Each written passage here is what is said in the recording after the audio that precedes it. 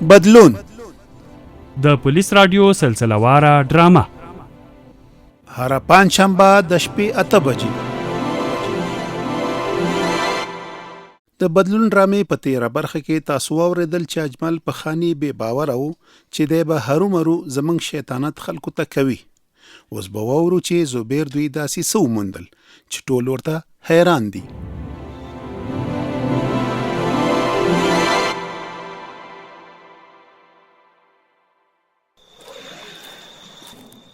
هلکانو همدلته ودرېږئ، نور وړاندې مه ځئ، همدا ځای دی. زه ښه ده چې ځای ته راورسېدو، که نه نو ما خو درته ډډه وهله. ستړی شوم، څه پوه شوې؟ تا خو بس تیارې ته پرېږده، د خوارۍ خو هسې نه هم نه یې. څه وکړو چې ناحقه را باندې تاوان سوی؟ که زه ناحقه یم نو ته کوم داسې برحقه یې؟ تا کوم د فرهاد غوندې شیرینۍ ته په غر کې سوری کړی دی، خو بس یو څو کلنګه ووهي او احسان د منلو په موږ اړوي. څه پوه شوې؟ بس کړئ هلکانو، خدای مو خوار کړه، دا څه حال مو راخیستی دی؟ ستاسو دواړو ولې یو بل ته زړه نه پاکېږي؟ راغلي په څه پسې یو او کوئ څه؟ وایم کار ته مو مخه کړئ.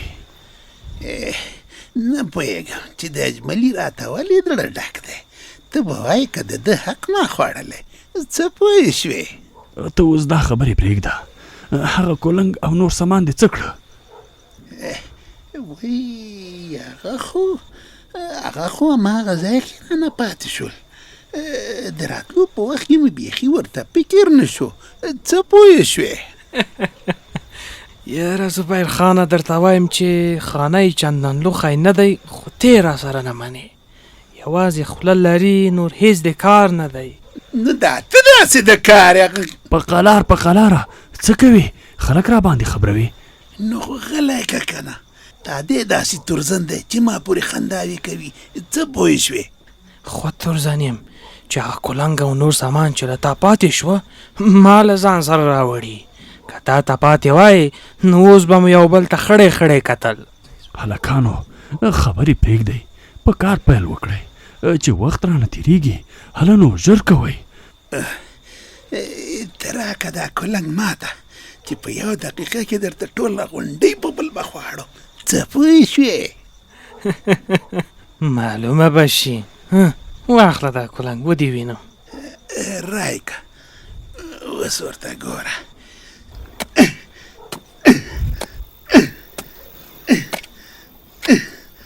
څه کوې خانه؟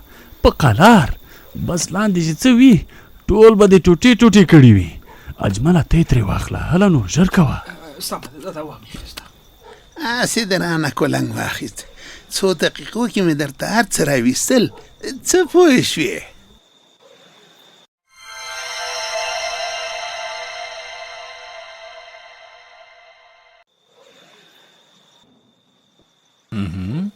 چې دا مجید ولې تر اوسه رانغی؟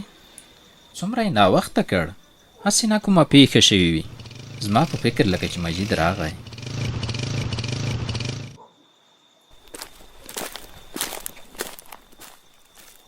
السلام علیکم ورحمت الله وبرکاتو. وعلیکم السلام ورحمت الله وبرکاتو. مجید جانا ستړی مشې، څنګه دې ناوخته کړ؟ خیرت خو به و؟ خیر اوسې قمندان صاحب، خیرت و، بس لږ اخوا دخوا مې څار کوو چې په یو ځای باندې شکي شوم، نو هلته ورته ودرېدم تر څو حالات معلوم کړم او مخکې له دې چې پیښه وشي مخنیوی یې وکړم. بیا څه وشوه؟ څه خبره خو نه وه؟ نه داسې کومه خاصه خبره نه وه. نو زه هم ترې را روان شوم. ما ویل ته به انتظار کوې. هو زه د انتظار کې وم. اوس داسې وکړه چې وسلې، چانټې او اړین سامان دې راواخله. ولې کومه خوا ځو که څه قمندان صاحب؟ اوهو په کلي کې ګزمه کوو، بیا لږ هغه غونډۍ خواته هم ورځو. هسې نه چا کار پکې پیل کړی وي. ویل کېږي هلته تاریخي آثار شتون لري، نو د داسې ځایونو ساتنه زموږ تاسو دنده ده. سمه ده. تا خپله وسله راخیستې؟ هو زه تیار یم، بس تا د تیارېدو په تمه یم چې تیار شوې نو بس پرې ورځو. نو زه هم تقریبا تیار یم. دا شوه چانټه او دا یې شو ټوپک. ځان دې کلک کړه چې ځو له خیره.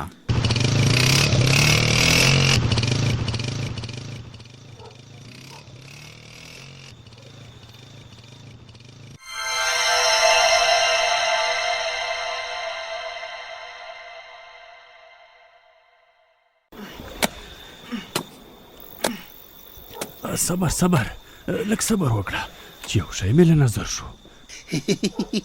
زر زر دی او که سپین زر؟ څه پوه شوې شی دې پیدا کړه؟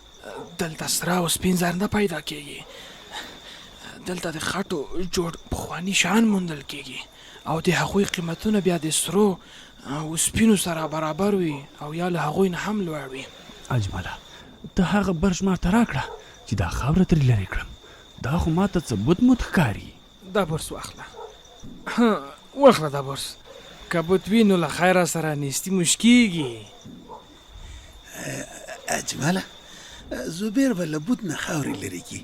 ته ما ته حساب وکړه چې زما برخه به دې بوت کې څومره ورسېږي. څه پوه شوې؟ یاره خو نو څه په نادیده مو سر دی، تر اوسه معلوم نه دی چې بت جوړ دی او که نه، لرغونوالی څومره دی او په تور بازار کې به قیمت څومره وي، او ته لګیا یې زما حساب شمله کېږي، ما برخه شمله کېږي. له خیره په رب بت دی او سالم دی. هغه بوجۍ راتې خوا کړه چې پکې یې ځای پر ځای کړم. دا واخله بوجۍ په قلار یې پکې ځای پر ځای کړه چې مات را مات نه شي. څه پوه شوې؟ د موټرسایکل غږ هله زر کوې لکه چې پوستې والا راغی. ما خو بوجۍ په شا کړه، راځئ راپسې. ځه اجمله چې ووځو. چې دا پوستې والا چا خبر کړل؟ رومرو د خاني لاس پکې ده. ته اوس دا خبرې پرېږده، ځه چې پښې سپکې کړو.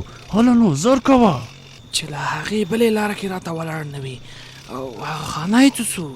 ګورو به اوس راځه، خانه یې نشي رانه ورکېدی. هله نو زر کوه، را وتښته.